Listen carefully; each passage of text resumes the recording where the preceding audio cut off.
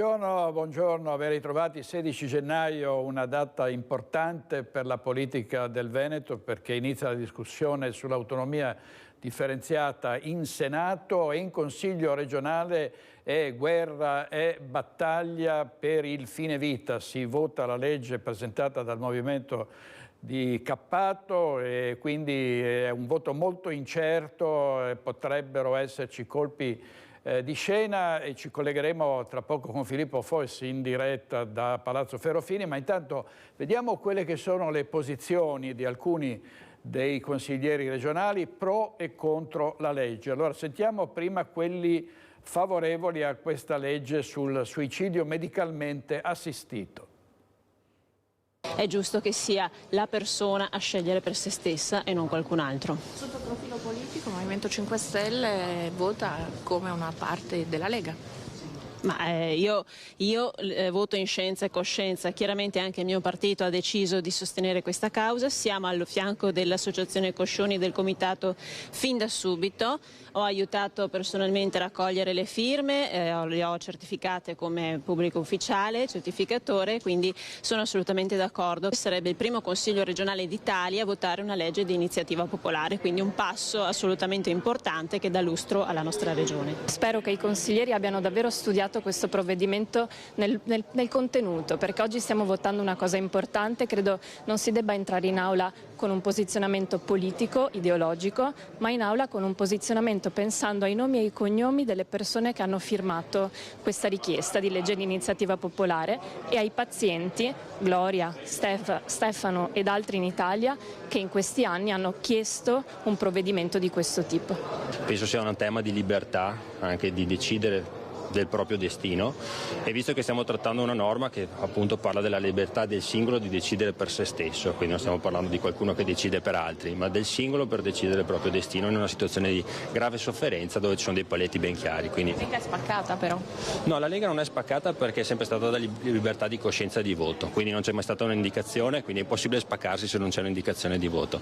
Io credo sia necessario che il Parlamento legiferi su una questione così delicata, perché non è possibile che ogni regione si muova in maniera autonoma. Noi oggi, come dicevo, siamo tenuti a votare questa norma per il nostro statuto, però sarebbe opportuno che il Parlamento si esprimesse e ci fosse una legge nazionale che vada a normare, come dicevo, un tema così delicato. Il Partito Democratico è sicuramente presente in questa battaglia dalla parte giusta, credo. Compatto forse no? Non siamo tutti e sei d'accordo perché ovviamente è un tema che investe anche le sensibilità personali, rispettiamo le posizioni della consigliera Bigon che al momento ha deciso di non esprimere voto favorevole, vediamo anche come andrà il dibattito dentro l'Aula. Siamo un partito plurale che rispetta le differenze ma che in maniera chiara e senza ambiguità sa dire da che parte sta.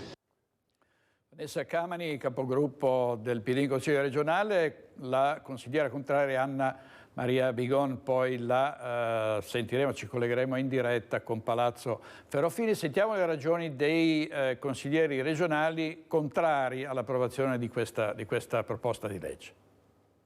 Perché no? Perché voteranno? Ma intanto non è competenza della Regione, come ha detto l'Avvocatura dello Stato su questo tema. Poi c'è una questione di principio. La vita, lo Stato, le istituzioni devono tutelare e accompagnare semmai alla morte, tutelando la salute delle persone fino all'ultimo respiro. Abbiamo visto dove queste leggi sono state approvate, per esempio in Canada, dove abbiamo visto una continua degenerazione, le maglie sono allargate e diventa dove per esempio c'è una sanità che è sempre meno accessibile a tutti, perché i problemi dove soprattutto è privata, come in Canada dove c'è l'assicurazione, l'alternativa dell'eutanasia diventa un'alternativa per i poveri, per coloro che dicono vabbè non ho i soldi, non ho i $300.000 per curarmi e quindi ti do l'alternativa di poter decidere comunque di suicidarti. Ecco, io credo che sia una legge di inciviltà, una legge contro, che non è vero che è di liberazione, è di una nuova schiavitù che un domani porterà i più poveri ad essere indotti al suicidio, mentre chi ha la possibilità di curarsi non farlo. Mi dispiacerebbe passasse questa legge perché è una cultura che non condivido. Noi dobbiamo lavorare in positivo, soprattutto coloro che oggi promuovono questa legge sono stati i primi che qualche anno fa hanno perfino fatto passare la teoria che bisogna ridurre la popolazione, bisogna contro la natalità eccetera. Il fatto che qualcuno dica che va ridotta la popolazione e ora mi proponga l'eutanasia, un po' di sospetto mi viene. Non siamo mai entrati nel tema specifico del provvedimento, ma dall'inizio siamo entrati nel tema della costituzionalità o meno del provvedimento. Pensate che l'unico provvedimento che per gli ultimi 25 anni entra all'interno di questo Consiglio regionale con un parere preventivo dell'Avvocatura di Stato che ne dichiara sostanzialmente i profili di illegittimità. Per cui il Consiglio regionale viene chiamato a votare o comunque a interessarsi di un provvedimento che già parte in origine con una dichiarazione dello Stato in cui dice molto probabilmente faremo ricorso. Abbiamo più volte dichiarato che essendo una delega dello Stato, nel merito si deve discutere a livello nazionale e poi ovviamente anche per una questione di coordinamento tra vari consigli regionali, altrimenti potremmo avere 20 regioni che adottano 20 provvedimenti, si comportano e danno indicazioni alle ASL in maniera diversa e questo non è accettabile. A livello nazionale siamo favorevoli a discutere su questo tema perché è un tema attuale di etica e di politica. Non siamo favorevoli a caricare politicamente di messaggio politico questo tema. Ma innanzitutto non è un voto contro il Presidente Zaia, si tratta di un voto di coscienza, vista l'importanza comunque noi abbiamo condiviso anche a livello di partito, anche con il nostro segretario Tajani, perché è una questione estremamente importante. Noi riteniamo che in una materia come questa ci debba essere, come è stato previsto dalla sentenza, un intervento da parte dello Stato e quindi non può essere competenza regionale in una materia del genere. È andata per incerta però, nel senso che aveva detto che si prendeva del tempo per capire. Sono presa molto tempo proprio perché è una questione estremamente delicata dove ho fatto una serie di riflessioni, dove ci sono state delle letture, dove ho avuto l'opportunità anche di confrontarmi con gli operatori proprio per capire esattamente che differenza ci fosse ad esempio tra la sedazione palliativa profonda e le cure palliative e la terapia del dolore e il ricorso al suicidio assistito. Quindi non è che il paziente che soffre, che si trova a dover affrontare delle sofferenze insostenibili viene lasciato da solo. Viene data, anzi ci deve essere data l'opportunità da parte dello Stato e del sistema sanitario e dei medici di poter affrontare questa situazione. Ora, se noi guardiamo lo stato attuale c'è da fare, sicuramente ci deve essere un impegno in questo senso, cioè per sostenere le persone, non per dire alla persona ti do il farmaco, ucciditi. Vediamo il titolo del Gazzettino su questa giornata storica, fine vita, storica giornata per il Veneto, si vota la legge sul suicidio medicalmente assistito, in consiglio anche Luca Zaia, proteste all'esterno, durissimi gli attacchi dei movimenti pro vita che hanno minacciato addirittura travasi di voti dalla Lega Fratelli d'Italia se la Lega dovesse votare a favore di questa proposta di legge. Ma adesso andiamo il Val Brenta per la frana che ha bloccato la Valsugana, che è ancora chiusa, anche la ferrovia. Ci dà gli ultimi dettagli Sharon Di Carlo, perché c'è ancora rischio crolli. A te la linea, Sharon. Sì, buongiorno direttore, buongiorno a tutti i telespettatori. Sono qui con il sindaco di Val Brenta, Luca Ferrazzoli. Buongiorno. Buongiorno a voi. Perché ieri c'è stato un incontro in prefettura e cosa si è discusso in questo incontro? Beh, diciamo che il tema fondamentale era la restituzione delle analisi sul fronte di caduta della frana per capire quelli che potevano essere i tempi di intervento, perché ovviamente i temi sono due.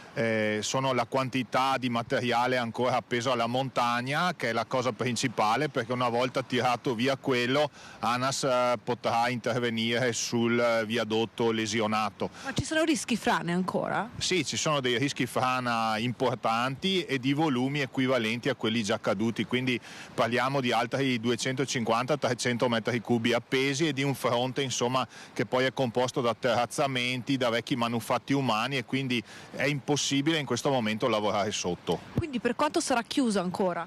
Allora, la previsione di riapertura è di 45 giorni, è ovviamente un termine cautelativo, ma si confida insomma di riuscire in questi tempi. La prima cosa da fare, come si è detto, è l'eliminazione di questa parete rocciosa che incombe sulla statale e sulla ferrovia, e lì adesso serve una progettazione rapida in modo che si capisca il tipo di intervento, che sarà sicuramente mediante esplosivi esplosivo e anche mediante chiodatura della parete. E al momento invece la linea del traffico com'è gestita? Allora, ovviamente noi siamo intervenuti nell'immediatezza creando un senso unico da Vastagna verso Campolongo e ha dato degli esiti positivi, ma è ovvio a tutti insomma che un conto è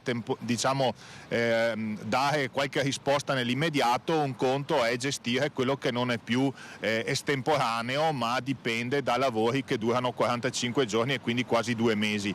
Quindi noi interverremo, l'accordo è con gli altri enti, riducendo il traffico sulla comunale che non può sopportare questi volumi di traffico, soprattutto a garanzia delle tante persone che devono usufruire di questa percorribilità, quindi parliamo in particolare dei lavoratori, degli studenti che altrimenti avrebbero grosse difficoltà nel raggiungere le scuole e i posti di lavoro. Quindi nuove ordinanze? Sì, nuove ordinanze, adesso è in fase di conclusione un sopralluogo delle forze dell'ordine anche con l'assessore mio di competenza, ma l'accordo ieri in comitato è stato appunto quello di chiudere salvo eccezioni.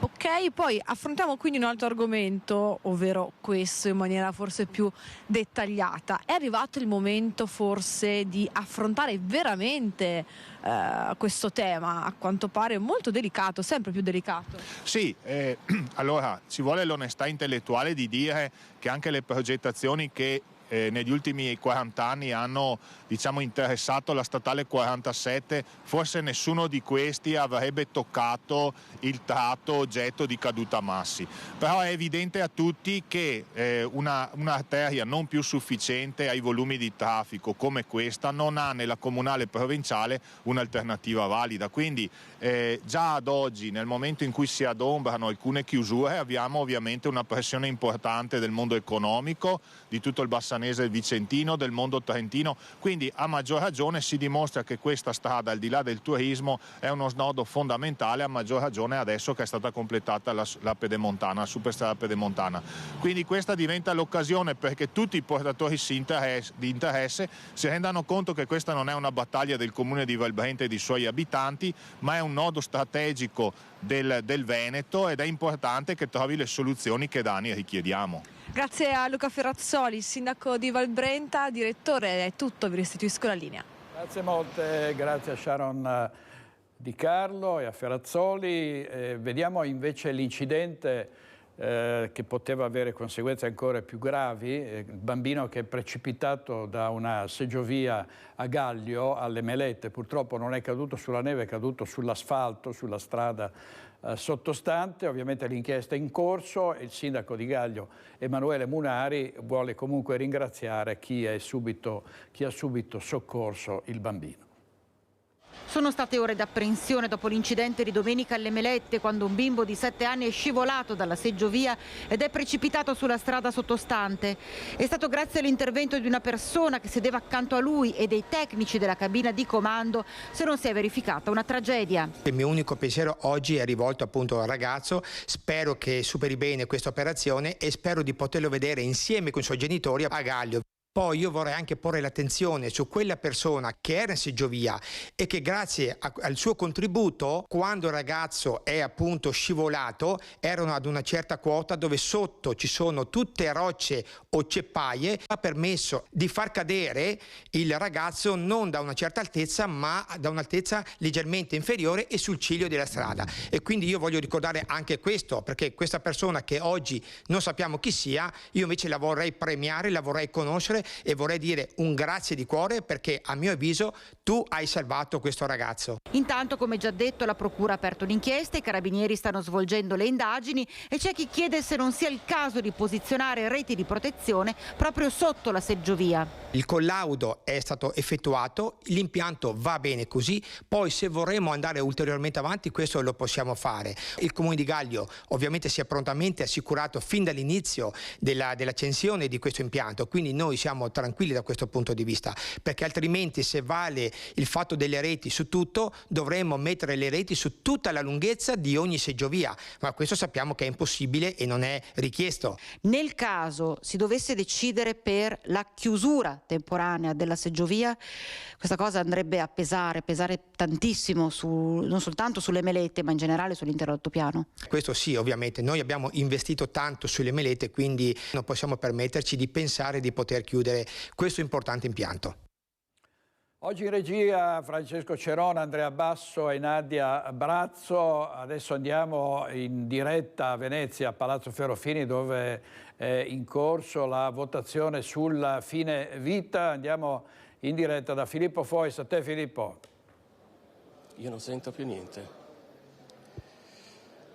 Sì, buongiorno da Venezia, prendiamo la linea dal Consiglio regionale. In questo momento sta continuando il dibattito dentro l'Aula. Come sapete, il Consiglio regionale al momento è spaccato letteralmente in due su questo provvedimento, secondo quelli che sono i calcoli che si sono fatti e che si continuano a fare. In questo momento dovrebbe esserci una lieve prevalenza per il sì al provvedimento. Gli ultimi calcoli dicono che dovrebbe passare 27 voti favorevoli contro 23 contrari. Questo voto comunque arriverà nel tardo pomeriggio, secondo alcune previsioni al più presto alle 16:30, ma c'è chi parla addirittura delle 19. Poco fa ha preso la parola in aula il presidente della regione Luca Zaia, che è favorevole a questo progetto di legge popolare. Ascoltiamo un breve estratto.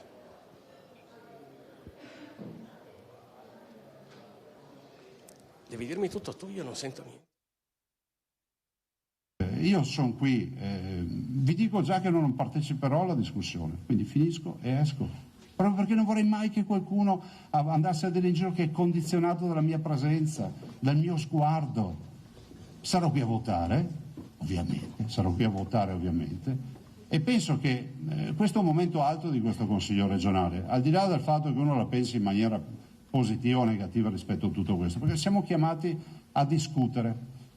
Io non so cosa faranno i miei colleghi, ho parlato con qualche collega, qualcuno sta pensando a come non arrivare in Consiglio regionale. A proposito, io rinnovo la preghiera di avere un intervento dal punto di vista dell'ufficio legale o di qualcuno che ci confermi la legittimità dell'atto e ci confermi soprattutto che il percorso sia stato rispettoso, onde evitare che ci siano nel proseguio dubbi sulla legittimità dell'atto. Due, il tema della pregiudiziale costituzionale è un altro dei temi, non so chi lo invocherà. Noi siamo sotto i riflettori, perché? Perché semplicemente siamo i primi a trattare questo tema. Probabilmente quando ci sarà la 10ª regione non ci andrà più nessuno, non se ne interesserà più nessuno. Però ripeto e chiudo, a prescindere da come tu la pensi, è immorale che un paese gestisca un tema così profondo e importante con una sentenza della Corte Costituzionale. Grazie. Avete sentito il presidente della regione Luca Zaia. È immorale che un tema così delicato venga ancora regolato attraverso una sentenza della Corte Costituzionale e non una legge del Parlamento. Proprio questo fatto è uno di quelli che divide di più le opinioni, soprattutto tra chi voterà contro questo provvedimento, vale a dire il fatto che una regione possa legiferare su un tema che in realtà dovrebbe essere di livello nazionale. A questa osservazione ha risposto anche il presidente Zaia ricordando due fatti. Il primo è che dal 2017 è possibile esprimersi allo stato civile o di fronte a un notaio per il testamento biologico, vale a dire chiedere fino a che punto si voglia essere curati se ci si trovasse in una situazione pesantemente invalidante. E poi quello che dicevamo prima, nel 2019 una sentenza della Corte Costituzionale che ha chiesto che nel caso qualcuno facesse richiesta di un trattamento di fine vita si esprimano i comitati etici delle aziende sanitarie locali. Da questo punto di vista la proposta di legge che sta per andare in votazione sostanzialmente chiede che il limite sia di 20 giorni, il limite entro il quale i comitati etici delle varie ULSS debbano rispondere al paziente. Come detto, il voto dovrebbe arrivare attorno alle 16:30, al più tardi alle 19, e dopodiché il Veneto sarà la prima regione in Italia ad essersi espressa su questo tema. Direttore. Filippo, volevo tornare un attimo sui numeri, no? Perché tu dici, in effetti è un voto veramente molto incerto, è difficile fare previsioni anche se si propende per la vittoria dei sì.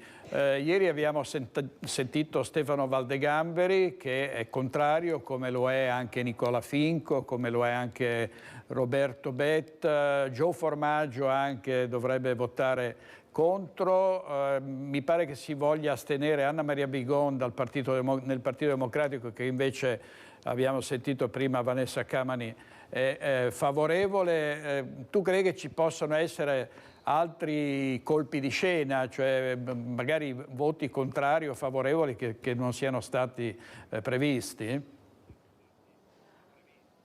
Io direi di sì, è estremamente probabile e c'è una grossa incertezza anche qui in Consiglio regionale su quello che sarà poi l'esito del voto. Un voto che poi peraltro bisogna dire che diversi consiglieri, anche tra coloro che sono favorevoli, si aspettano con ogni probabilità venga impugnato dal governo, proprio per il fatto che il governo non riconosca alla Regione Veneto la possibilità di legiferare su questo argomento. Il gruppo naturalmente che è più diviso è l'intergruppo Lista Zaia Lega Nord, in cui ci sono posizioni veramente diametralmente agli antipodi sostanzialmente. Infatti uno dei dibattiti qui in Consiglio regionale è come possa reggere dal punto di vista politico un gruppo che ha al suo interno delle posizioni così differenti, ma da questo punto di vista forse avete sentito anche il capogruppo della Lega, che è Villanova, che ha detto qua non possono esserci dissenzioni perché qua non c'è un'indicazione di partito,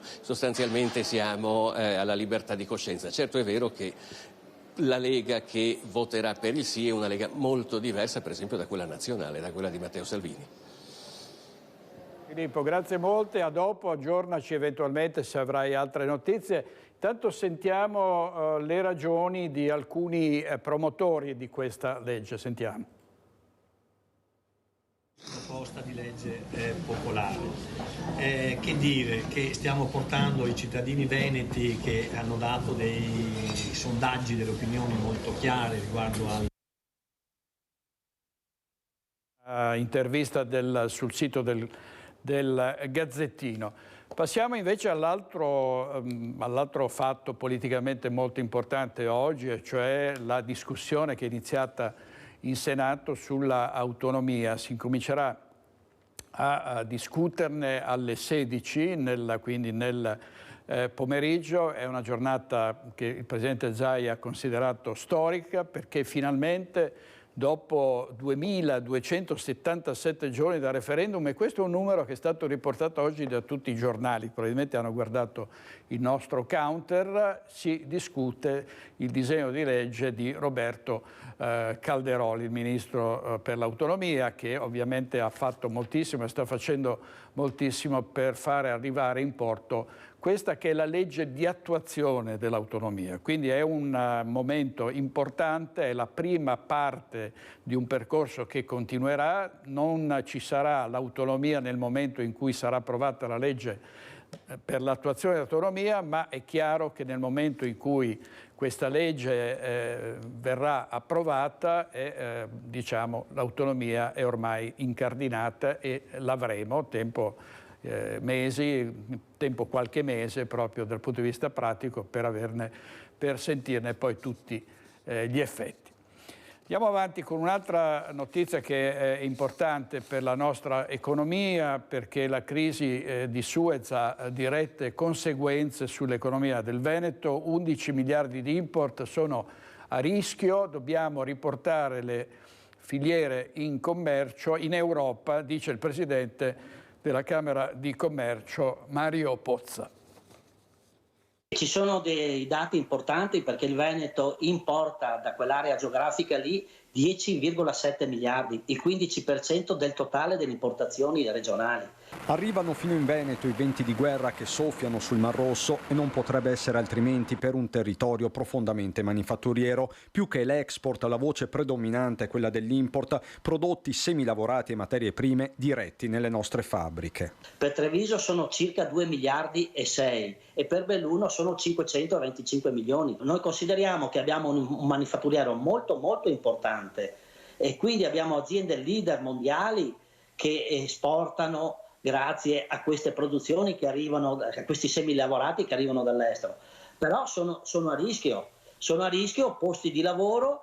La crisi sul canale di Suez con i raid anglo-americani contro gli Houthi già si vede e si sente. La cartina di tornasole sono i porti a nord-est, su tutti Venezia. Vediamo già che i porti stanno già soffrendo perché non arrivano più i container e quindi c'è tutto un indotto che poi va a rischio. Ma non c'è solo Suez a cambiare l'intera cartina geopolitica, l'Ucraina, il Medio Oriente e ora Taiwan, con il rischio di un inasprimento dei rapporti con la Cina, eppure un'alternativa ci sarebbe. Saremo sempre sotto scacco di queste tensioni politiche e non solo. E bisogna far cosa? Bisogna riportare la produzione in Europa, bisogna riportare la produzione dentro il Mediterraneo. E lo si può fare, dobbiamo pensare a riportare le produzioni, come ho detto, in Europa. Ancora cronaca nera a questo punto e andiamo a Conegliano da Christian Arboit in diretta perché ci sono stati vandalismi, c'è lo spaccio della droga, entrerà in azione anche un cane antispaccio. A te la linea, Christian.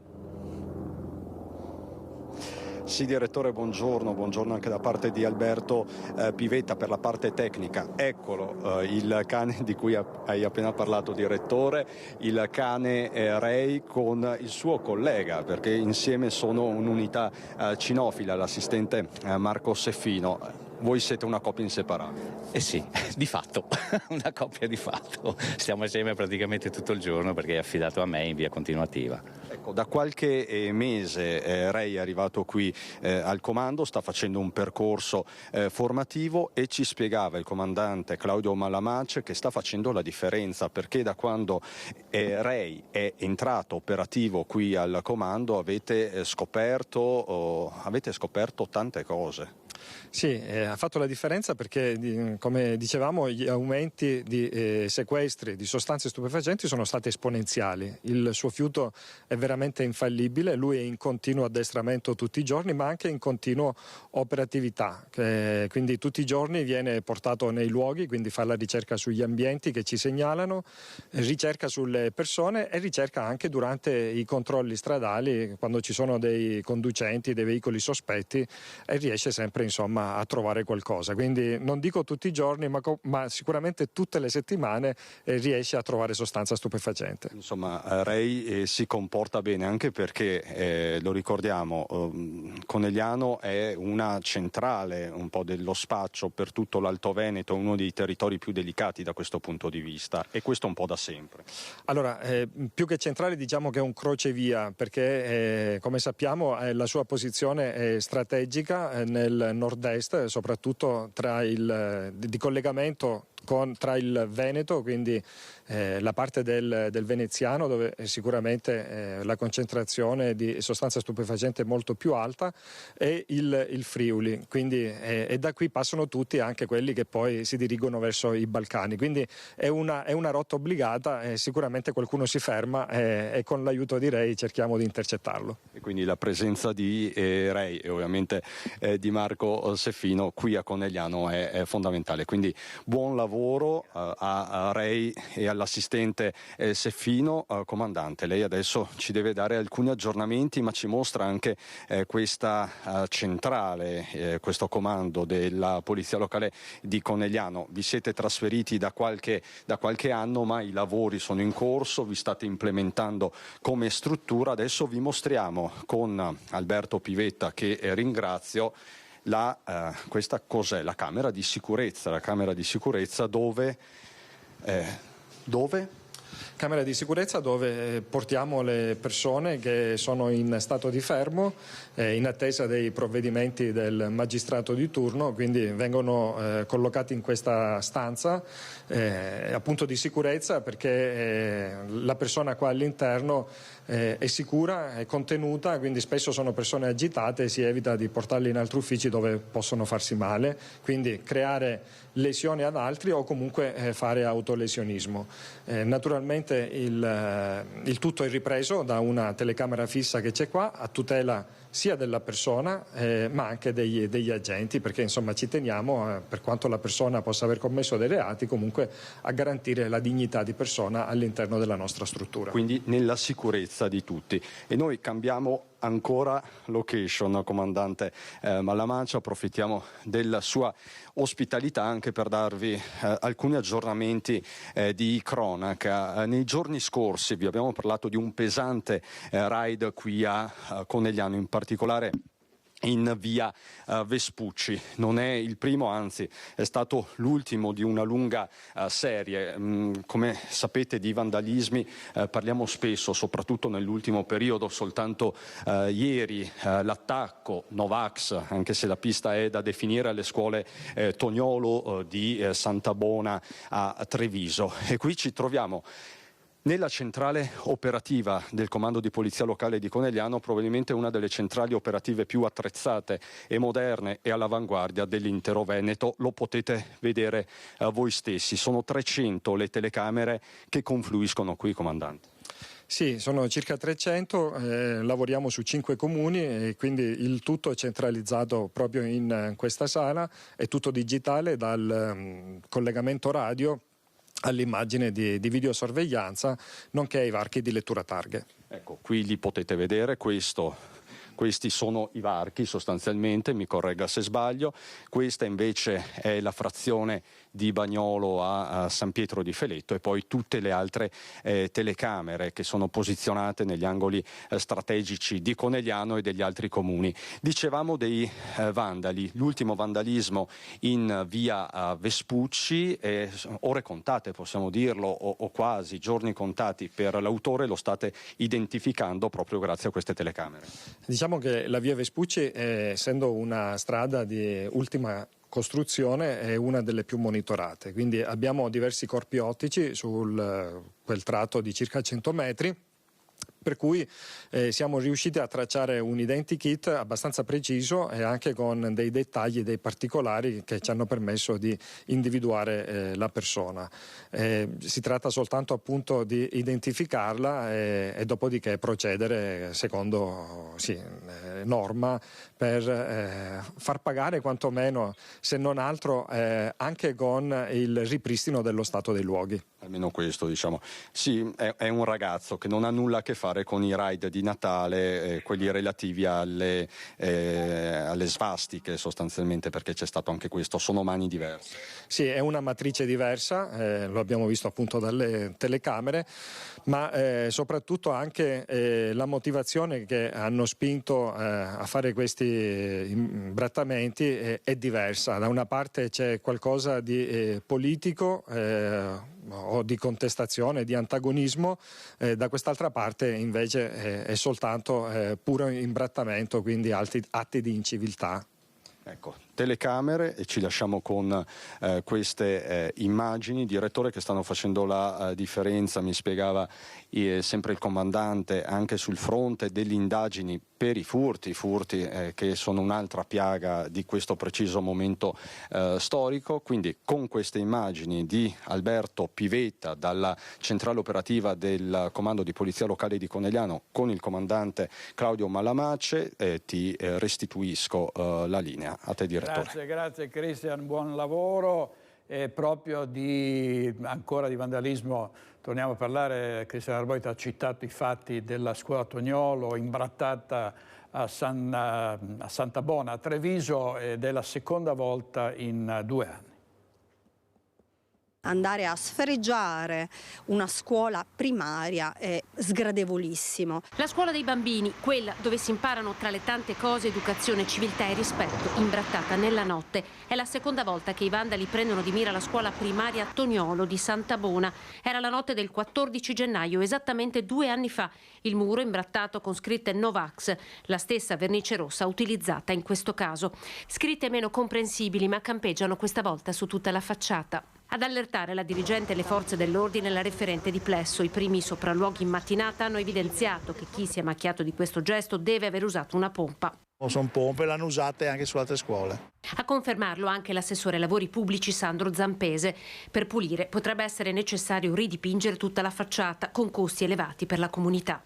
Tempo fa, per poco, non abbiamo preso i vandali che hanno imbrattato le scuole Rambado degli Azioni e speriamo di essere più fortunati questa volta, perché queste persone devono avere una punizione esemplare. Indignazione espresso da subito anche sui social l'assessore alla scuola Gloria Sernagiotto, con il collega già in mattinata a far visita al Plesso. È un attacco all'intera comunità trevigiana, ma soprattutto ai bambini, e questo lo trovo vergognoso. Polizia locale e carabinieri sul posto per fare i primi rilievi. Scuola regolarmente aperta e lo sarà anche domani, quando è già stato calendarizzato il lavoro di pulizia della facciata. Come si spiega ai bambini quello che è accaduto? Sarà difficile spiegarlo, però purtroppo noi viviamo in un momento storico in cui non c'è il grande rispetto anche per monumenti, per dei valori culturali, per dei simboli istituzionali. Quindi immagino che un discorso che gli si può fare è di rispetto e di chi il rispetto non lo sa mantenere. E i Novax hanno colpito anche altrove. Sentiamo l'indignazione dei genitori dei ragazzi. Sono tutti spaventati, poi io ne penso che è una cosa bruttissima. È uno dei piccoli alunni della scuola elementare Toniolo. Come lui in tanti questa mattina, riferiscono le maestre, si sono domandati perché ancora alla loro scuola. È rimasto senza parole anche lui, come tutti noi del resto, quindi ci è dispiaciuto. Fa tanta tristezza, purtroppo, nel senso che è un gesto completamente inutile, che non ha nessun senso, che perché la scuola è un bene comune. È una cosa terribile. Indignazione tra i genitori che ha abbracciato anche i residenti del quartiere. Oh Sant'Antonio, ma che cosa c'è qui? È la seconda volta, vero, che succede? Sì. È vergognoso, perché in una scuola elementare fare una cosa del genere è veramente una cosa riprovevole. Io spero che le persone che hanno fatto questo gesto siano praticamente prese e abbiano la condanna che serve. Fuori tempo, fuori luogo, e non vedo cosa c'entrino i bambini, i ragazzini con questi tipi di segnalazioni in questo modo qui. Novax che ritornano così a Santabona, scegliendo come obiettivo le scuole dei più piccoli. Era la notte tra il 13 e il 14 gennaio, imbrattate le scuole dell'infanzia di San Liberale, la primaria Toniolo e la Vittorino da Feltre. 17 febbraio 2023, scritte alte 5 metri alla scuola primaria di via Paludetti a San Giuseppe, danni per 20.000 euro. Scritte Novax erano comparse anche nei pressi della scuola Giovanni XXIII per difendere la posizione della maestra negazionista. Era la notte del 22 dicembre 2020. Nel quadrante di Monigo i Novax si sono accaniti contro lo stadio di rugby. Un atto di vandalismo da condannare senza se e senza ma. È duro il presidente del Veneto Luca Zaia. Torna a richiamare il rispetto delle scelte invece il direttore generale dell'UST 2, Francesco Benazzi. L'unica cosa da dire è che, come ovviamente chi si vaccina rispetta chi non si vaccina, che sono una minoranza, credo che il rispetto debba essere reciproco, e per cui evitare di fare questi atti vandalici che non portano a niente. De Roberto, e adesso rinfranchiamoci con una bella storia, cioè quella di una signora novantenne che detiene il primato dei 200 metri piani nella sua categoria, e siamo in diretta a Padova con Chiara Gaiani. A te, Chiara.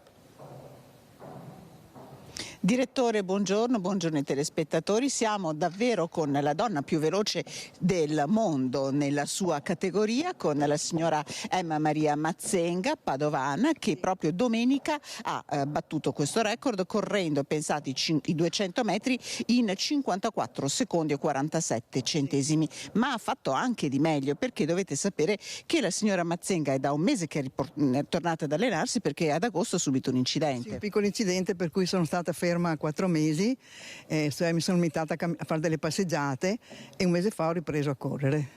Ha ripreso a correre subito con risultati eccezionali? Beh, insomma, in effetti non è che avessi perso completamente la forma, perché continuando a camminare eri riuscita a mantenere una certa efficienza, diciamo così. Ecco, perché? Qual è stato il segreto? Ha compiuto 90 anni il 1° agosto, possiamo dirlo, lei insomma non credo, sanno tutti. Ha compiuto appunto, però nonostante l'incidente lei non si è mai fermata, lei non si è seduta sul divano, ha continuato a muoversi. Sì, io mi sono seduta e mi sono anche alzata. Ma io mi muovo sempre perché ho proprio la necessità di fare una certa attività fisica, l'ho sempre avuta e quindi ho continuato così. Ecco, la signora tra l'altro aveva iniziato a correre durante l'università, professoressa di scienze a lungo tempo, ha insegnato in uno dei licei scientifici più importanti della città, al Fermi, poi a 53 anni, dopo insomma aver vissuto la sua vita, ha deciso di tornare a correre. Perché? Da dove è partita sta voglia? Beh, la cosa è partita dal vecchio presidente del CUS, che ha riunito le vecchie atlete che correvano ai tempi dell'università, ci ha riunito e ci siamo ritrovate e abbiamo partecipato ai campionati master. E da là non si è più fermata, signora? Infatti dopo non si è più fermata, le altre un po' alla volta si sono dileguate e io ho continuato. Allora, dovete sapere, siamo all'interno del Pala Indoor, ci sono anche altri atleti che si stanno allenando, che poco fa, e poi vi faremo vedere le immagini nei nostri servizi di questa sera, la signora ha corso i 60 metri, c'è anche la sua allenatrice qui, ci ha detto che ha già fatto un nuovo record sui 60 metri perché li ha corsi in 14 secondi, il record è di 15, quindi è pronto a correre anche i 60 metri. Sì, veramente non è la mia gara, ma insomma li farò. Adesso quali sono i suoi prossimi appuntamenti? Perché non è che si fermi qui la signora Emma. Questa è la riunione di apertura, adesso ho i campionati italiani ad Ancona, indoor sempre, e poi i campionati europei in Polonia, a Torun. E poi comincerà l'attività estiva, quindi le varie gare di società, e poi a agosto i campionati del mondo, se vado, in Svezia. Ecco, tra l'altro insomma ci ha già detto l'allenatrice che anche a livello open ha già battuto tutti i record. Diamo in chiusura ai nostri telespettatori una ricetta. Qual è il suo segreto?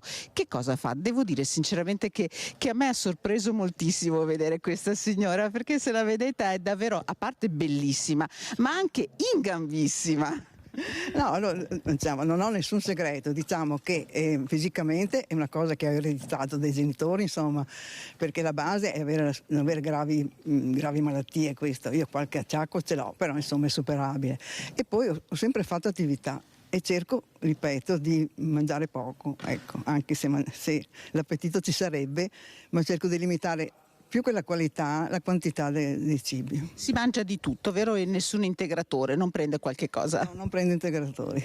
Ecco, un'ultima curiosità e poi davvero vi salutiamo. Direttore, guardate, chiedo al collega Federico Cibotto di inquadrare le scarpe, perché è tra i pochissimi atleti master, ci ha raccontato, che usa le scarpette chiodate e che sono anche un po' forse più difficili, un po' più scomode. Per lei no? No, per me sono più comode e soprattutto, come dico sempre, faccio meno fatica a correre con queste che non con le scarpe da ginnastica. Allora davvero facciamo in bocca al lupo. Signora Emma, l'abbiamo scoperta e continueremo a seguire tutti i suoi successi. Speriamo di raccontarne ancora, grazie. Davvero tanti. Direttore, da Padova ringrazio Federico Cibotto, ringrazio soprattutto la signora Emma e ti restituisco la linea. Grazie Chiara, complimenti alla signora Emma, davvero straordinaria, e quando i medici ci dicono bisogna mangiare poco, bisogna mangiare legumi, evitare insaccati, insomma altri alimenti e fare movimento, fosse facile, fosse facile. Allora purtroppo torniamo con la cronaca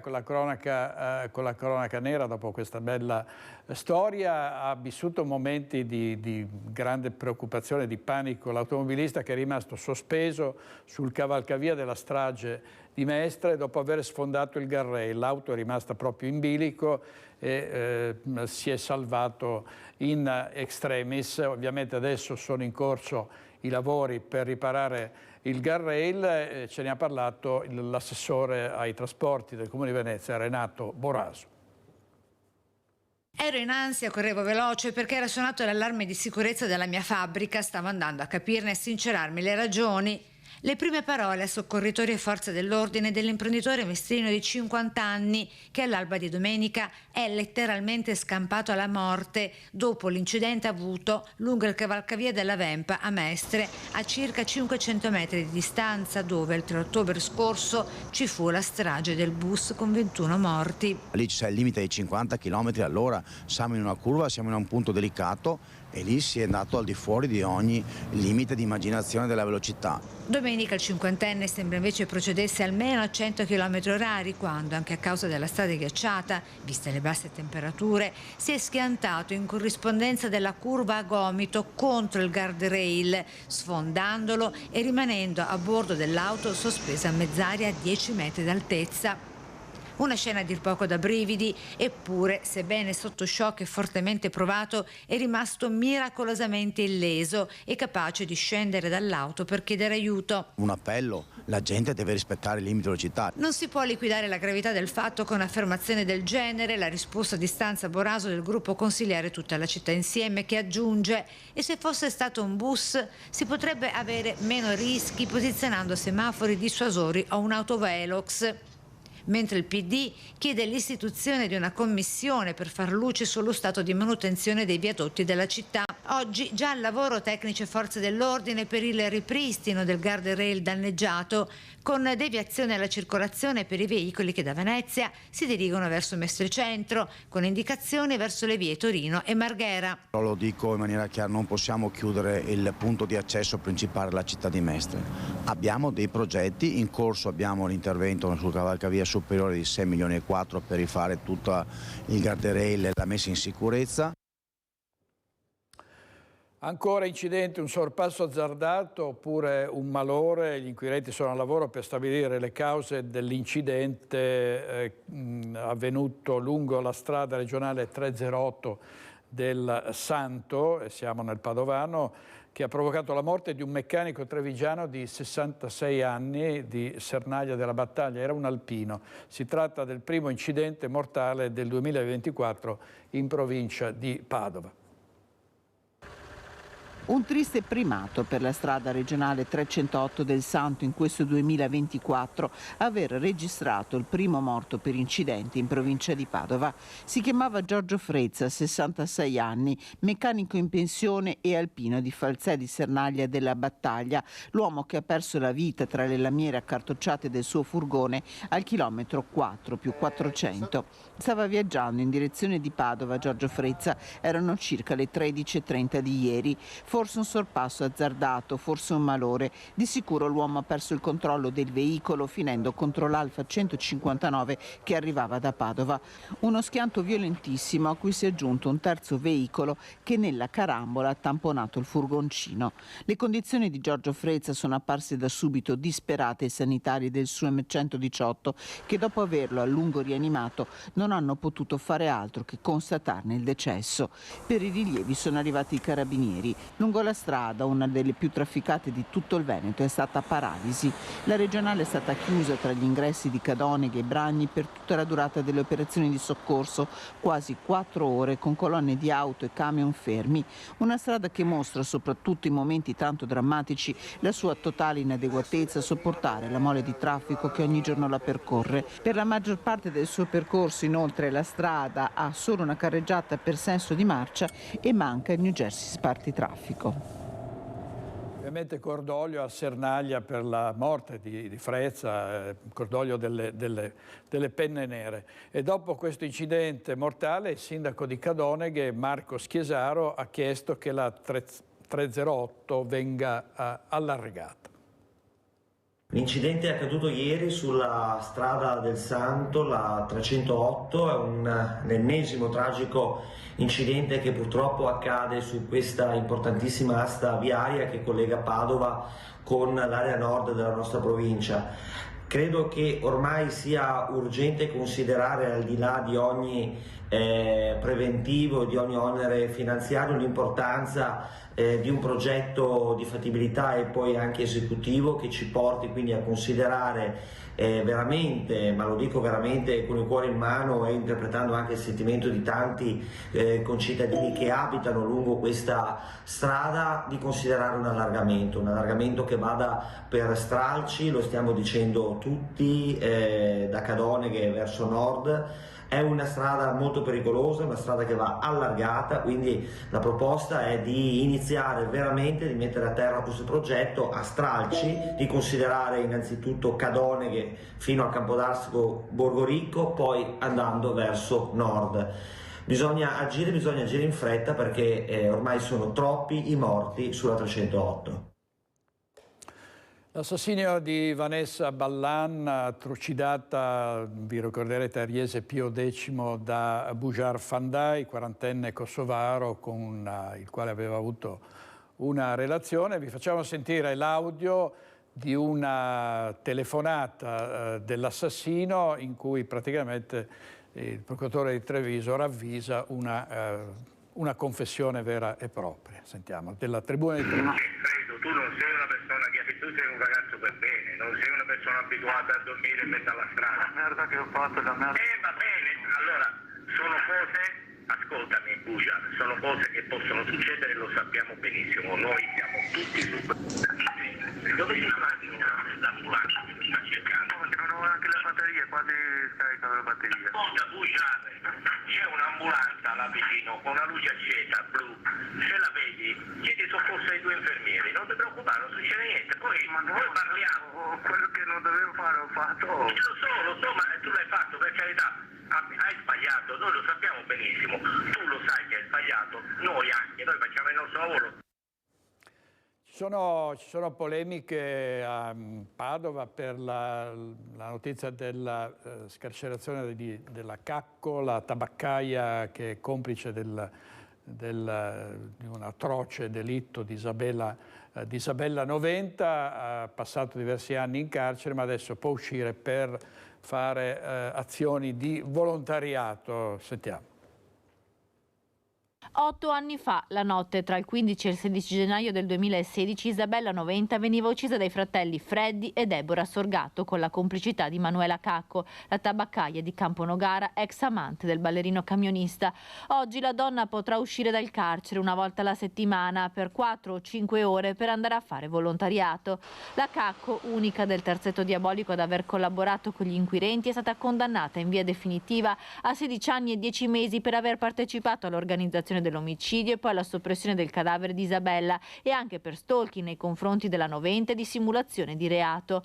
Manuela Cacco, la notte del delitto, si era anche prestata alla messa in scena camminando nelle piazze di Padova indossando il giubbetto bianco di Isabella e fingendo di essere la donna per depistare le indagini. Manuela Cacco è rinchiusa da 8 anni nel carcere della Giudecca a Venezia. Ha scontato metà della sua pena, uscirà un solo pomeriggio alla settimana. Il suo avvocato però non esclude che più avanti possa anche iniziare a fare delle attività lavorative. La notizia della sua attività di volontariato arriva nel giorno dell'anniversario della morte di Isabella, il cui corpo non è mai stato ritrovato. Per la famiglia Noventa si tratta di un nuovo dolore. Comunque la Cacco, anche lei ha deciso di uccidere mia sorella insieme agli altri 3, anche se non è stata l'esecutrice materiale, ma comunque lei aveva premeditato assieme agli altri 2 di uccidere mia sorella. Adesso la legge italiana purtroppo è questa e la accettiamo per quello che è, ha collaborato con la giustizia, allora gli hanno tolto 15 anni così. Me la troverò in giro per strada, non so come reagirò, ma me ne farò una ragione. Ha collaborato con la giustizia, intanto avrebbe anche potuto dire dove è stato occultato il corpo di Isabella Noventa, no? Questi vengono scarcerati in mancanza di dichiarazioni che consentirebbero perlomeno di capire qual è stata la fine di questa donna. Torniamo al fine vita, vediamo il titolo del Corriere del Veneto. Oggi il verdetto in Consiglio regionale sarà sfida all'ultimo voto. Vedete anche questi camion a vela che girano con questo manifesto: agente 007 Zaia, uno di sinistra sotto copertura, se approvi il suicidio assistito tradisci i tuoi elettori, ce ne ricorderemo, sono manifesti del movimento Pro Vita e Famiglia. E andiamo in diretta da Filippo Fois, anche per sapere, Filippo, se ci sono stati commenti su questi attacchi dei movimenti per la vita e per la famiglia. Sì, ma direi che forse questi non hanno attecchito più di altri discorsi che si stanno facendo qui in Consiglio regionale. Innanzitutto vi do due novità. Allora, la prima è che abbiamo calcolato, secondo quelli che attualmente si sono iscritti a parlare, il voto dovrebbe arrivare alle 17, per cui un'ora dopo le 16 che era l'orario originariamente previsto. Però potrebbe esserci che ci siano altri consiglieri che si iscrivono a parlare, questo farebbe slittare la votazione ancora più avanti. C'è chi prevede che veramente si arriverà almeno alle 19. Secondariamente noi vi avevamo dato una cifra che era 27 favorevoli e 23 contrari. Bene, di questi 27 favorevoli, 2 adesso sono proclamati indecisi, mi hanno detto qui nei corridoi del Consiglio regionale, per cui siamo 25 a 23, il che significa che l'approvazione del provvedimento è veramente fortemente in dubbio e, come si diceva prima, potrebbero esserci dei colpi di scena. Qui diciamo che la critica che viene fatta più frequentemente alla gestione di questo argomento da parte di Luca Zaia e di averlo politicizzato troppo, cioè è un argomento molto tecnico, poi alla fin fine, e in effetti l'ha detto anche Zaia, si tratta di porre un limite di 20 giorni nella risposta delle aziende sanitarie quando avvengono delle richieste che sono già concesse attualmente dalle norme che sono in vigore. Ne si è fatta una battaglia politica che ha un po' esacerbato i toni e che da questo punto di vista, diciamo, ha alienato diverse simpatie da parte del centrodestra, per cui diciamo che quello che si dice anche in casa Lega è che la gestione di questo argomento sia stata sbagliata da parte del Presidente, cioè lo si è trasformato in un referendum pro o contro il suicidio assistito, cosa che in realtà non sarebbe, se andiamo a vedere proprio tecnicamente che cosa si andrà a votare. Filippo, grazie molte. Il voto è previsto per questa sera, per cui dacci senz'altro degli aggiornamenti nel frattempo. Grazie molto a Filippo Fois da Palazzo Ferrofini a Venezia. Infuria la polemica anche sul terzo mandato e anche qui si parla del presidente Zaia che vorrebbe poter restare governatore come altri presidenti di regione, cioè Bonaccini, Emiliano e Vincenzo De Luca. Sentiamo cosa ne pensano i padovani. Cosa ne pensa del terzo mandato per il governatore Zaia, ma non solo, insomma anche per i sindaci e amministratori? No, io credo che bisognerebbe cambiare, questa è la democrazia, proviamo qualcos'altro. Non che mi sia molto dispiaciuto per quanto non voto come lui, però è anche giusto far provare qualcos'altro. Terzo mandato cosa ne pensa? Che mi va bene, scusa ma un po' la voce, che mi va benissimo. Si riferisce soprattutto a Zaia? Sì, a Zaia. Lo spera perché? Ma mi sembra una persona giusta. E non c'è altro nel panorama secondo lei? No. Quello di Zaia sarebbe il quarto, no, quindi non il terzo, giusto? Quindi ho sentito già qualche considerazione critica rispetto a questo. Personalmente rispetto al terzo mandato non saprei adesso cosa dire in generale. Il terzo mandato bisognerà valutare se vale per tutti, che non sia una cosa individualizzata, no? Stanno parlando di fare una legge apposta, perché adesso c'è il vincolo di fare solo 2 mandati. Finché c'è il vincolo no, se poi si esce la legge si può fare, si fa. Sarebbe giusto dare più spazio a persone nuove, sicuramente con nuove idee. Dall'altra parte dipende anche se c'è un'alternativa, nel senso che se diciamo che dopo tot anni basta e poi non c'è un'alternativa valida non ha senso, un po' una limitazione, però penso sarebbe più giusto lasciare spazio ad altri, un po' di innovazione. Cosa ne pensa allora di Zaia? È giusto che possa fare il terzo mandato secondo lei? Non lo so, non mi sbilancio su questa cosa perché non sono abbastanza informata. quindi non lo so. Effettivamente ha fatto un buon lavoro fino ad ora, quindi non ci vedo nulla di male finché il popolo lo accetta, lo vedo una cosa positiva. Questo è riferimento chiaro al governatore Zaia? Sì, in quel caso. Poi ci sono sempre altri casi, non so in quel caso. Io parlo per il Veneto, visto che lo tocco come cosa. Meno governano e meglio è. Meno tempo gli diamo e secondo me meglio è. Interviste di Chiara Gaiani. Ieri in Consiglio dei Ministri è stata proposta la possibilità di un terzo mandato per i sindaci che amministrino comuni sotto i 15.000 abitanti. Sentiamo cosa ha detto sui sindaci che vorrebbero a loro volta un terzo mandato Paola Roma. Negli ultimi anni i sindaci hanno dovuto lavorare in costante emergenza, quella pandemica, quella legata alle guerre e quella soprattutto economica. Una situazione che ha costretto i primi cittadini a spostare e ritardare alcuni progetti del proprio programma. Il terzo mandato sarebbe un'opportunità importante, spiega Paola Roma, presidente Associazione Comuni della Marca Trevigiana. Credo che un amministratore che ha dovuto ritardare anche il proprio programma abbia tutta l'opportunità, proprio nella scelta che il cittadino esprime con il proprio voto, di valutare appunto di poter avere un'ulteriore opportunità che, ripeto, ha visto i sindaci lavorare costantemente in emergenza e non in una programmazione normale che in ogni mandato elettorale, quindi in un programma elettivo sottoscritto con gli elettori, il sindaco ha espresso. Un modo questo per poter terminare quanto lasciato indietro a causa delle emergenze. Favorevole dunque alla possibilità di un terzo mandato per regioni e comuni. Paola Roma, che alla domanda se si ricandiderebbe, risponde: intanto valuteremo se ci sarà il terzo mandato. Servizio di Daniela Sizia, 2 minuti di pubblicità e torniamo da voi.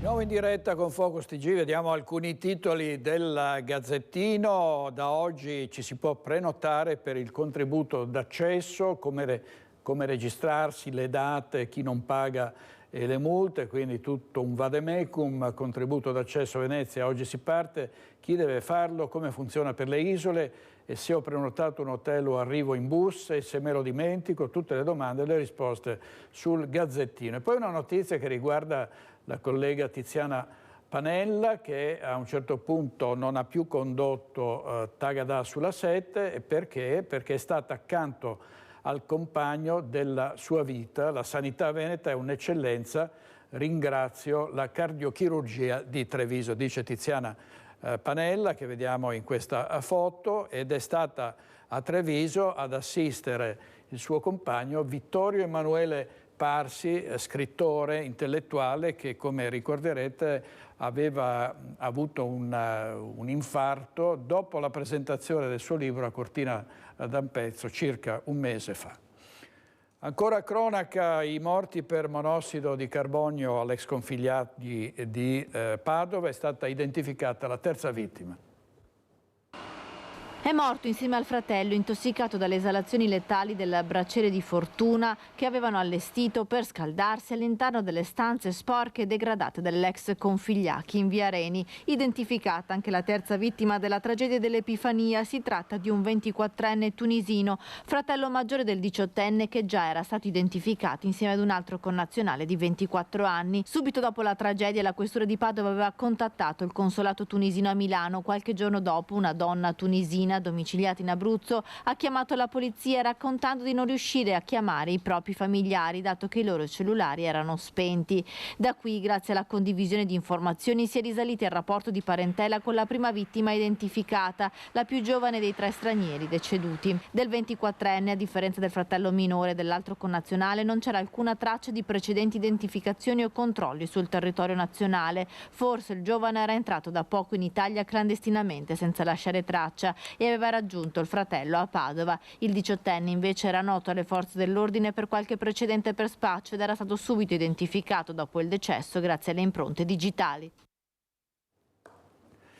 L'accoltellamento dell'appartamento di via Falloppio a Padova è stata sottoposta all'interrogatorio di garanzia nel carcere minorile di Treviso la 17enne accusata del tentato omicidio del 26enne che da qualche tempo aveva una relazione con lei. L'aggressione è avvenuta alle 4 di venerdì scorso. Dopo aver trascorso la serata in alcuni locali con 2 amici, i 4 erano rientrati nell'appartamento di uno di questi, Giuliano Freda. Qui, al termine di una lite, sembra causata dalla gelosia, la ragazza ha preso in mano un coltello da cucina e ha colpito al petto il 26enne.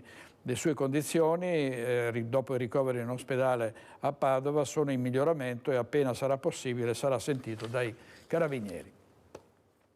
C'è tensione all'Electrolux perché si sta parlando di grossi tagli, quindi di esuberi, e dovrebbe essere oggi o domani l'ora della verità. Andiamo in diretta da Christian Arboit con Bruno Augustin Breda.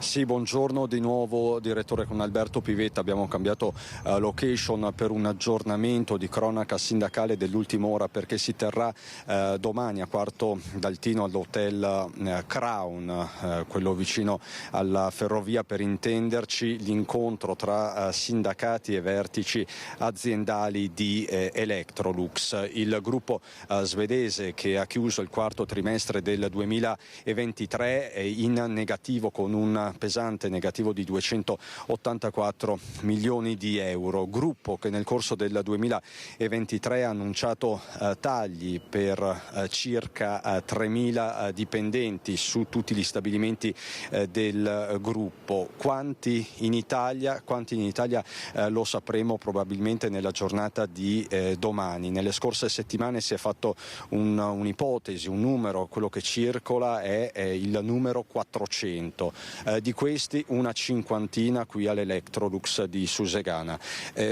Augustin Breda, lo conoscete tutti, rappresentante dell'RSU Fioma CGL di Electrolux. Quali sono le prospettive per domani?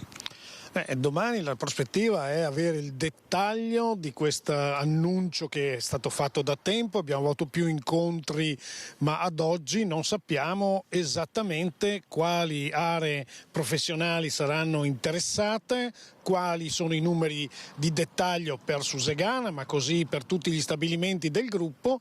Siamo in attesa appunto di questo incontro per capire questa riorganizzazione, il taglio dei costi annunciati, come si traduce nel concreto. Ovviamente c'è pressione tra i lavoratori e noi siamo fiduciosi di trovare una soluzione che non crei disagio sociale, disoccupati o cose simili. Ecco, un taglio di 3.000 posti di lavoro ridurrebbe i costi per l'azienda di 213 milioni, ma questi sono numeri e poi sappiamo che sotto c'è il presente, ci sono il presente e il futuro di tante famiglie.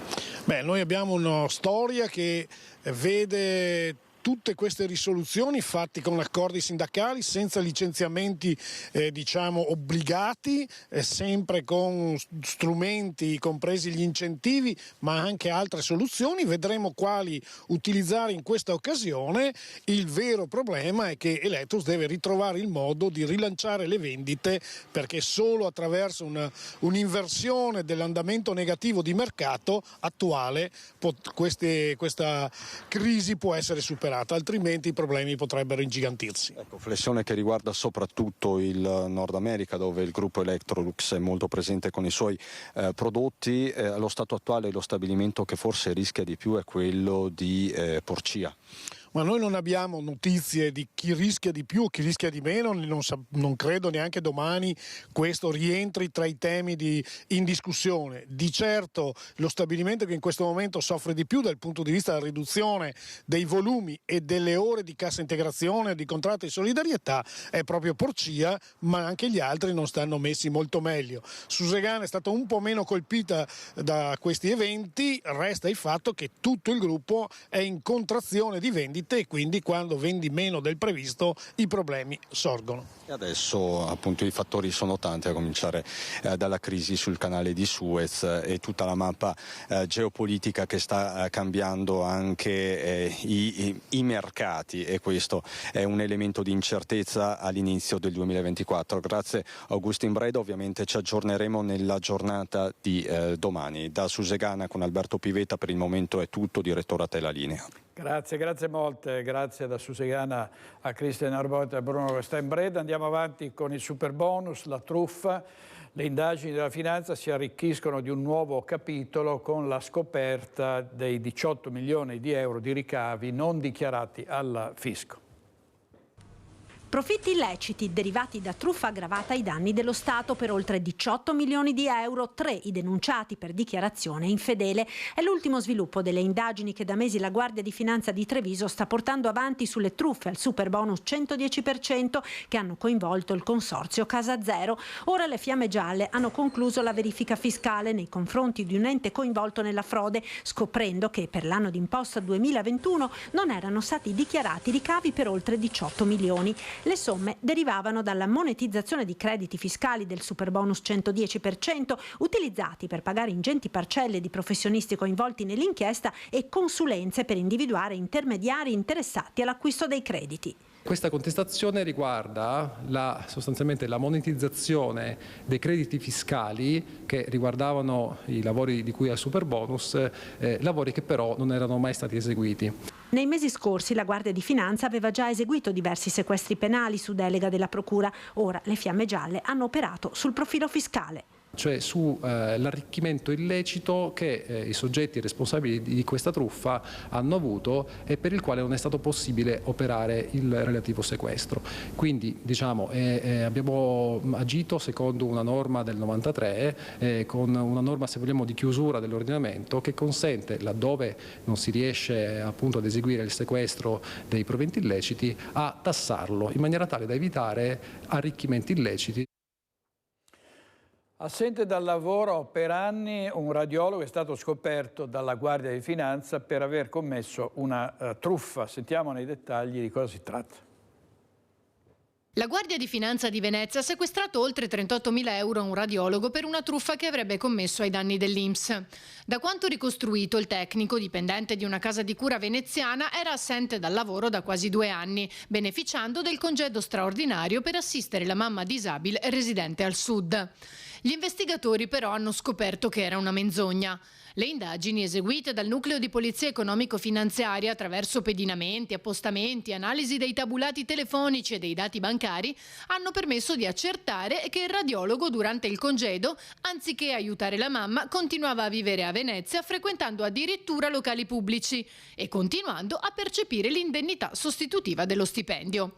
Oltre al sequestro disposto dal GIP di Venezia, il tecnico è stato denunciato per la violazione dell'articolo 640 bis del Codice Penale. Le Fiamme Gialle interesseranno anche la Corte dei Conti per l'avvio del procedimento per danno erariale relativo alle somme indebitamente percepite.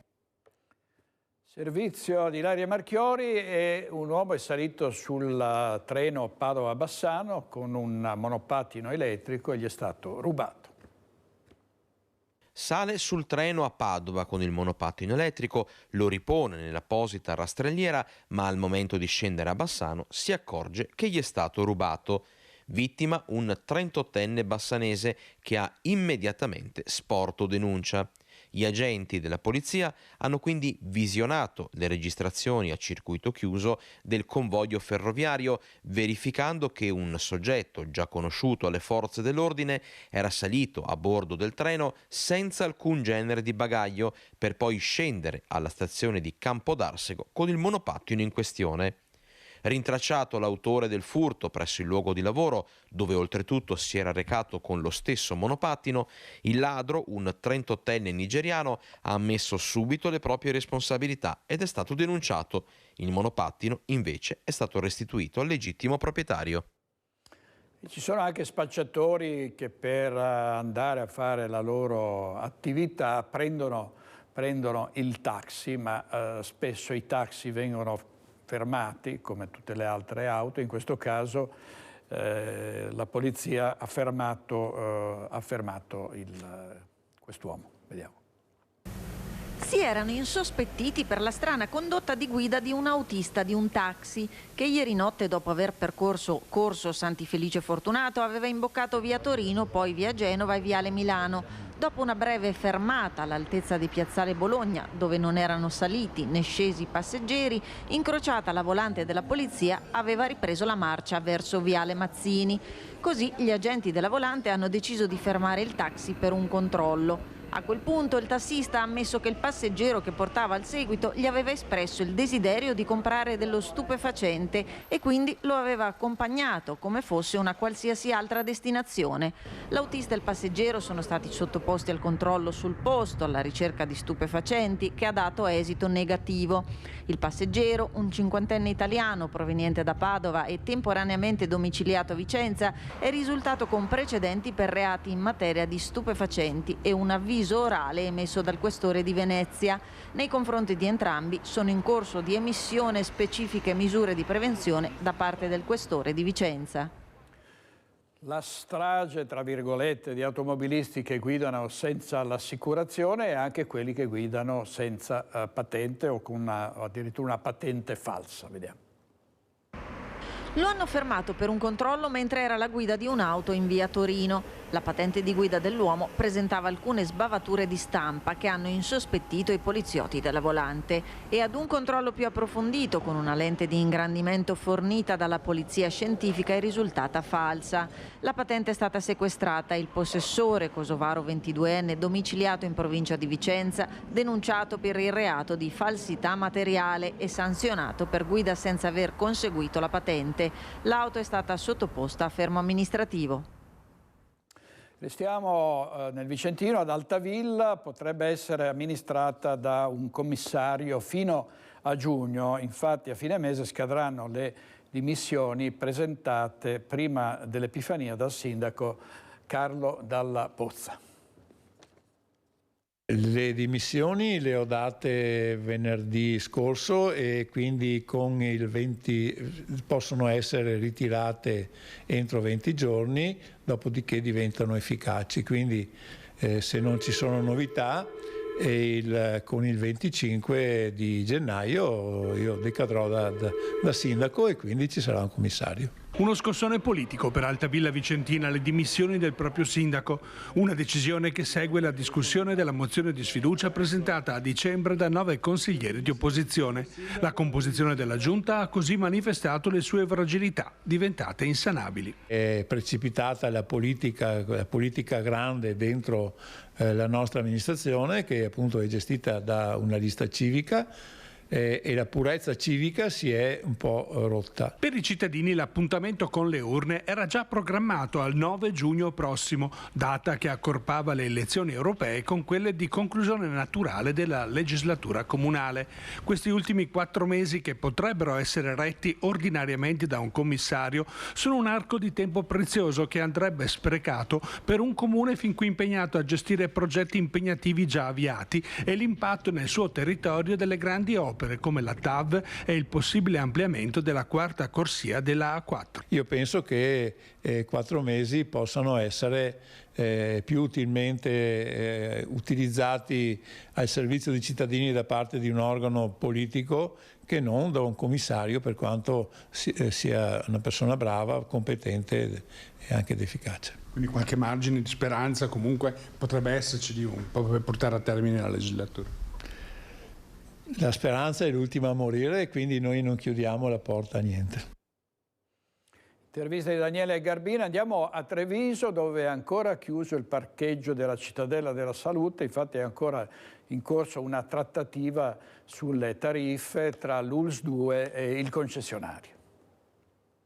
Dobbiamo trovare un'intesa tra noi e Ospedalgrando per soprattutto le prime 3 ore. Il parcheggio a pagamento della nuova Cittadella della Salute è ancora chiuso. 250 posti auto a disposizione di chi si reca all'ospedale di Treviso. Il parco è ultimato, doveva riaprire all'inizio di dicembre, ma tra l'ULSS 2 e il concessionario non si è ancora trovato l'accordo sulle tariffe. L'azienda sanitaria vorrebbe far pagare 50 centesimi all'ora per le prime 3 ore, una tariffa decisamente inferiore a quella prevista inizialmente dal contratto. Noi riteniamo che la cifra, che era da convenzione giustamente, per carità, sia un po' onerosa per i cittadini che vanno a aiutare le persone che sono ricoverate, vanno a trovare le persone ricoverate, oppure vanno proprio a fare un sostegno agli stessi volontari che vanno a dare il cibo alle persone. Quindi noi riteniamo che questa cifra vada un attimo rivista, lo abbiamo già detto al concessionario, stiamo aspettando appunto una definizione. L'altra questione che tiene banco in questi giorni sulla futura cittadella della salute è quella degli spazi commerciali.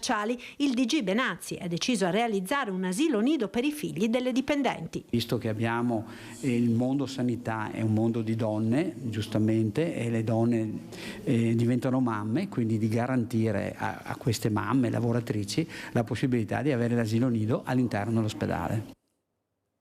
E la sanità in montagna è aumentata di quasi 200 euro pro capite la quota che la Regione destina al Bellunese, dove i bisogni assistenziali sono più evidenti rispetto a chi vive in città e dove è necessario individuare modelli organizzativi necessariamente differenti. Sul punto, venerdì prossimo da Feltre partirà una riflessione a tappe promossa da ULSS Dolomiti. ULSS Dolomiti inizia una riflessione, un percorso sulla sanità e la salute in montagna rispetto ai bisogni espressi dai territori cosiddetti marginali, nei quali è fondamentale garantire equità di accesso alle cure. Si partirà venerdì prossimo dall'Istituto Canossiano di Feltre con una giornata congressuale a cui faranno seguito laboratori monotematici in tutta la provincia per arrivare alle conclusioni a gennaio 2025. Il là l'iniziativa, l'incontro fra il commissario del BEN con il mondo del volontariato feltrino a 25 anni dalla presentazione della Carta di Feltre, il primo e finora unico documento nazionale che ha definito alcune necessità peculiari per la salute e la sanità in montagna. Questa Carta di Feltre dice che le regioni nella loro programmazione devono tener conto di una programmazione particolare per la montagna che ha delle specificità e deve tener conto dei costi maggiori che gestire sanità in montagna comporta. Il gap negli anni è stato colmato dalla Regione, che ha aumentato la quota capitaria destinata al Bellunese, 2.039 euro nel 2023 contro i 1.847 del 2021,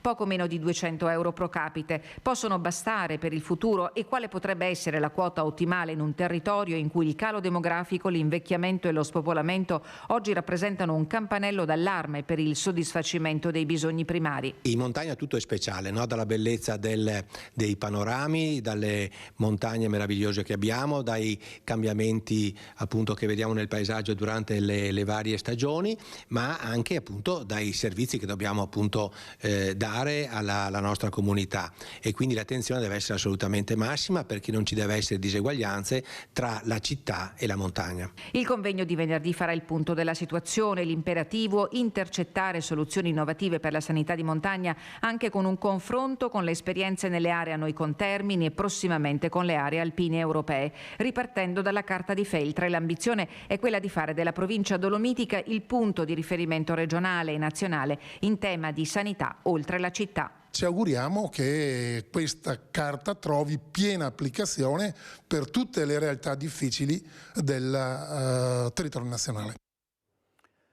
Servizio di Tiziana Bolognai. Adesso andiamo in pubblicità e poi sentiremo il Presidente Zaia, che oggi era in aula al Palazzo Ferrofini per il voto sulla proposta di legge di iniziativa popolare sul fine vita, tra poco.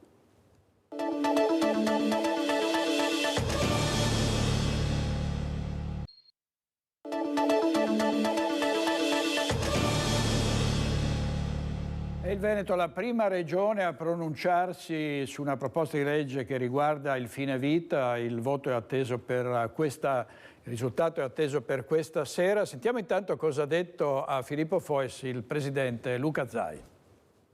Noi come amministratori apprendiamo dei casi dai giornali, da voi, nel senso che noi non siamo minimamente informati, è giusto che sia così, c'è la privacy. Avrà saputo che hanno fatto già una specie di supereroe con la maglietta del PD, 00 Zaia? Non ho nulla da commentare, non c'entro nulla col PD. Grazie. Ma se questo, mi permetto di dire, se questo è il livello, diciamo, del rispetto delle idee degli altri, ne prendo atto, cosa volete che vi dica? Io rispetto le idee di tutti, cioè rispetto le idee di tutti e penso che chi governa debba avere una posizione laica, pur avendo diciamo, un credo religioso, una confessione religiosa, ma il governatore, il sindaco, chi governa per nome e per conto dei cittadini deve avere un approccio laico, altrimenti quando c'è stato il Covid, se avessi dovuto ascoltare qualcuno non dovrei neanche mai aver chiuso aver fatto i tamponi, aver chiuso cinema, teatri, chiese, erano sempre quelli. Zaia, c'è il rischio, scusi, che si sia troppo politicizzato questo dibattito qui in regione, pro contro Zaia addirittura? Ma no, guardi, io penso che sia evidente che il tema è che il Veneto paga lo scotto, fra virgolette, di essere la prima regione che per proprio un fatto di legge è prima a trattarlo. Quando arriveremo alla seconda, terza, quarta, quinta, sesta, 20ª regione, voi non ci sarete neanche più, nessuno si interesserà di questo, perché tanto tutti diranno ah sì, ma si è già parlato di questo argomento. Ripeto, ditelo, ma per correttezza nei confronti dei cittadini. Oggi non autorizziamo il fine vita. Oggi c'è una proposta di legge di alcuni cittadini che io non conosco, che hanno diritto per statuto regionale di vederla trattata, e questa legge non è che autorizza qualcosa, dice semplicemente, visto che è già previsto il fine vita in Italia da una sentenza, fate in modo che si dia una risposta entro 20 giorni, che ci sia un ruolo attivo delle ULSS. Punto. Presidente Zaia, la sentenza della Corte Costituzionale. Restiamo a Venezia, il 2024 sarà scandito dalle celebrazioni per i 700 anni dalla scomparsa del grande Marco Polo. I primi a ricordare l'illustre concittadino sono i giovani studenti di alcune scuole di Venezia e Marghera. 550 bambini di Venezia e Marghera, appartenenti a 30 classi di 8 istituti, sono stati i primi a ricordare l'anniversario dei 7 secoli dalla scomparsa di Marco Polo. Aspettando Marco Polo 700 è un'iniziativa realizzata dall'Associazione di Volontariato Venezia Pesce di Pace. In Strada Nuova, a fare da cornice ad una statua in cartapesta di Marco Polo, 200 disegni sul tema dei bambini sono stati esposti in quasi 50 tra esercizi pubblici e commerciali. In Piazzale Municipio a Marghera, accompagnati da insegnanti, genitori e dal sindaco, 350 bambini hanno tagliato il nastro augurale della mostra dedicata al loro famoso concittadino. È un modo per far conoscere ai più piccoli un importante personaggio storico veneziano, ha spiegato Nadia De Lazzari, responsabile dell'associazione di volontariato che a Istanbul ha gettato le basi per l'organizzazione di ulteriori progetti per ricordare Marco Polo tra le due città. L'illustre veneziano è passato di qui quando la città si chiamava ancora Costantinopoli, come ricorda l'accademico turco Ilden Ortaili. Vicino dell'Hagia Sofia era una casa che si chiamava Casa con Leone San Marco.